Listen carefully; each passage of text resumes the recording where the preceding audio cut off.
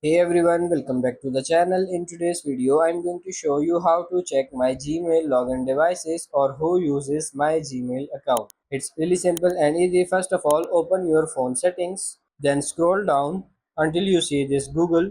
Tap on it. Now you have to tap on this arrow icon besides your Gmail account and then simply tap on this Google account. You will be land on this screen here. You have to scroll to the right in the top and tap on this security. In security, you have to scroll down and you will find this option here, your devices. Just simply tap on this manage all devices here and you will see all the devices your Gmail is logged in with.